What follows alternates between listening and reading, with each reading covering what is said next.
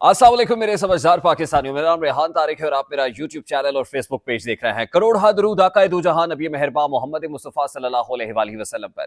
इस दुआ और इस उम्मीद के साथ इस व्लॉग का आगाज करते हैं कि अल्लाह रब्बुल इज्जत इस मुल्क के फैसला साजों के दिलों में समझदार पाकिस्तानियों के लिए नरमी पैदा कर दे। Chief of the army staff जो है नासिम मुनीर के खिताब की बाज़गश्त अभी तक सुनाई दे रही है और इस खिताब के बाद वफाकी दारुल हुकूमत इस्लामाबाद में दो बड़े इस्तीफे भी आ गए हैं। ये दो बड़े इस्तीफे किसके हैं, इस पर डिटेल में आज के इस व्लॉग पर बात करेंगे। लेकिन उससे पहले chief of the army staff जो है नासिम मुनीर के खिताब के बाद, जैसे मैंने आपसे अर्ज की थी अर्लियर व्लॉग के अंदर के 5:15 बजे एक अहम प्रेस कॉन्फ्रेंस होने जा रही है, तो ये प्रेस कॉन्फ्रेंस हुई और इस प्रेस कॉन्फ्रेंस में एक व्हाइट पेपर जारी करने का ऐलान किया गया। इमरान खान साहब ने काउंटर में अडयाला जेल से एक मैसेज भी भिजवाया, क्योंकि जुमेरात का रोज इमरान खान साहब की सियासी लोगों से मुलाकातें होती हैं, तो सियासी तौर पर आज इमरान खान की मुशावरत भी हुई, जिसके बाद इंपॉर्टेंट मैसेज जो इमरान खान ने दिया है वो ये कहते हैं कि ये शर्मनाक है कि मुल्क की पूरी अदलिया सुप्रीम कोर्ट से इंसाफ मांग रही है।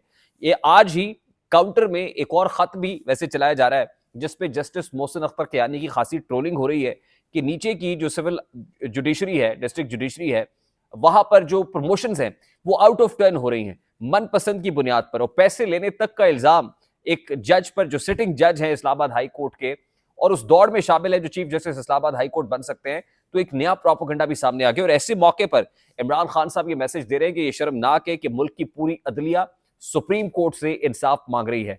आज ही chief of the army staff जो है नासिम मुनीर ने जो बातें की और ये कहा कि हम अपनी आईनी हद या हुदूदों को यूं जानते हैं और बाकी लोगों से भी तवक्को करते हैं कि वो अपनी आईनी हद में रहेंगे। The message was very loud and clear. तो आज ही पाकिस्तान तहरीक इंसाफ की जानिब से Umar Ayub Khan, barrister Gohar, brigadier retired Muzaffar Abbasi और शिबली फराज ने एक धुआंधार प्रेस कॉन्फ्रेंस की है जिसमें व्हाइट पेपर इशू किया गया है। इस व्हाइट पेपर में क्या लिखा गया है, जरा इसकी तफसीलात मैं आपके सामने रखता हूं।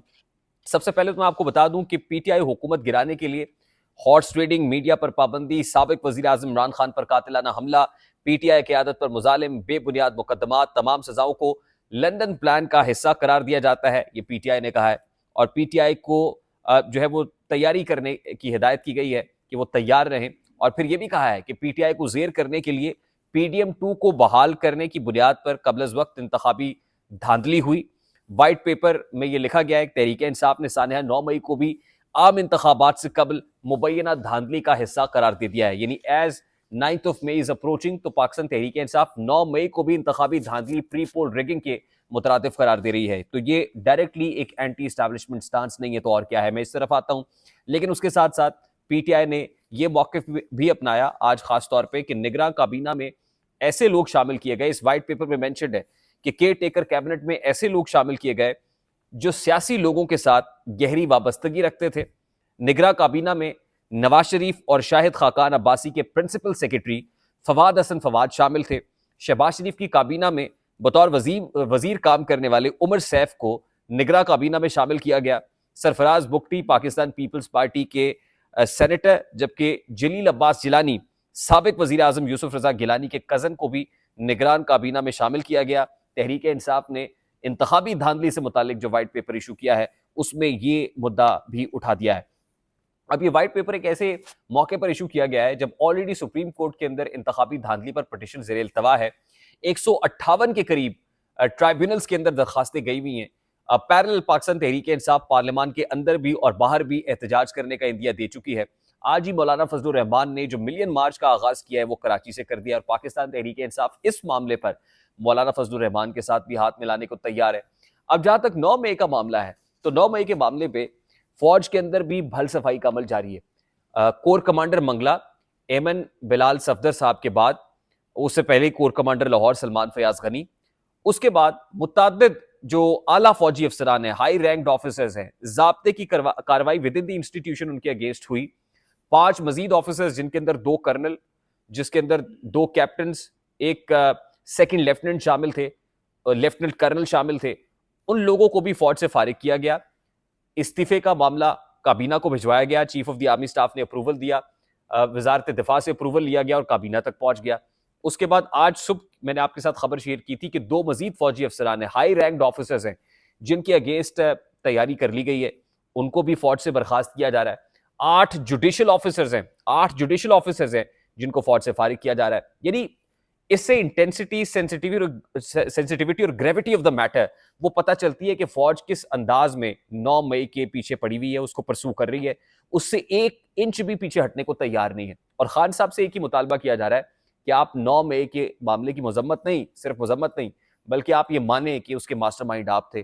جب تک آپ یہ مانیں گے نہیں تب تک ہم آپ کو کوئی بریدنگ سپیس دینے کے لیے تیار نہیں ہے، تب تک مقدمات بھی چلتے رہیں گے، آپ کی اہلیہ بھی جیل میں رہیں گی اور مزید مقدمات بھی آتے رہیں گے. جیسے نیب کا کال اپ نوٹس آ گیا ہے، اسلام آباد ہائی کورٹ میں بشرا بی بی نے رجوع کیا ہوا تھا، لیکن الٹیمیٹلی اس کے اوپر بھی اعتراضات لگے ہیں اس کال اپ نوٹس کے حوالے سے بھی، اور مزید مقدمات کے چنگل میں یوں ہی پھنسے رہیں گے جب تک معاملہ ایک ہی ہے.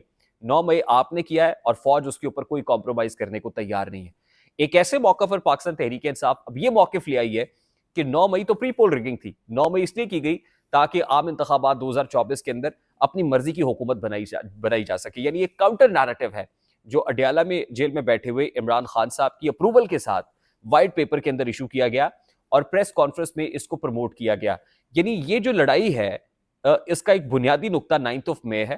فوج اس کو بخشنے کو تیار نہیں ہے، اس پہ کوئی کمپرومائز، کوئی ڈیل یا ڈھیل دینے کو تیار نہیں ہے. یہی وجہ ہے کہ پاکستان تحریک انصاف جو ابھی چند ہی روز میں مذاکرات کی بات کر رہی تھی، ڈیل کی بات کر رہی تھی، اور پھر خیر خواہ گروپ بھی ایکٹیو تھا جس میں ریٹائرڈ جرنیل بھی شامل ہے، کچھ سابق وزراء بھی شامل ہے. لگتا ہے کہ اب کچھ پسپائی ہو رہی ہے، کچھ معاملہ خراب ہے، معاملہ گڑبڑ ہے. پیرلل ہی اسٹاک ایکسچینج اگر پازیٹیو انڈیکیشن شو کرتی ہے، اکانومی ریوائیو ہوتی ہے، گاڑیوں کی قیمتیں جو آسمان پر پہنچی ہوئی تھی نیچے آ رہی ہیں، معاشی پہیہ چلنا شروع ہوا ہے، تو اسٹیبلشمنٹ یہ سمجھتی ہے کہ پہلے ذرا ہم اس معاملے کو ٹھیک کر لیں، اسٹیبلائز کر لیں، تو اس کے بعد پھر نمٹیں گے. تو اس کا مطلب یہ ہے کہ یہ تو پھر مزید سختیاں ایسی ہیں وہ جس کو کہتے ہیں نا ابھی تو اتنی گھٹن بڑھے گی کہ سانس لینا محال ہوگا. راوی چین ہی چین نہیں لکھ رہا ہے، تو یہ گھمسان کا رنگ پڑا ہوا ہے. دوسری طرف آج ہی آپ کو یاد ہوگا کہ سابق secretary election commission of Pakistan, سابق اس لیے کہہ رہا ہوں، عمر حمید صاحب، جنہوں نے دل برداشتہ ہو کے 8 فروری کے انتخابات میں اپنے عہدے سے استعفیٰ دے دیا تھا اور کہا گیا کہ جی طبیعت ٹھیک نہیں ہے. اب ان کی طبیعت بھی ٹھیک ہو گئی ہے، جیسے ہی معاملات کچھ بہتر ہونا شروع ہوئے ہیں تو عمر حمید صاحب بھی واپس ریسٹور ہو گئے، اور جو سیکرٹری الیکشن کمیشن ان کی ایبسنس میں کام کر رہے تھے انہوں نے اپنے عہدے سے استعفیٰ دے دیا. ایک بہت بڑی موو ہے جو اسلام آباد کے اندر ڈسکس ہو رہی ہے. دوسری امپورٹنٹ چیز یہ ہے کہ آصف علی زرداری صاحب نے، صدر آصف علی زرداری نے بھی پارٹی عہدے سے یعنی صدارت سے استعفیٰ دے دیا ہے. اور اب کبھی امکانات یہ ہیں کیونکہ 2 پیپلز پارٹیز ویسے بھی ایگزسٹ کرتی ہیں نا، ایک پیپل پارٹی وہ ہے جس کے سارے اختیارات آصف زرداری کے پاس تھے اور دوسری میں بلاول صاحب تھے.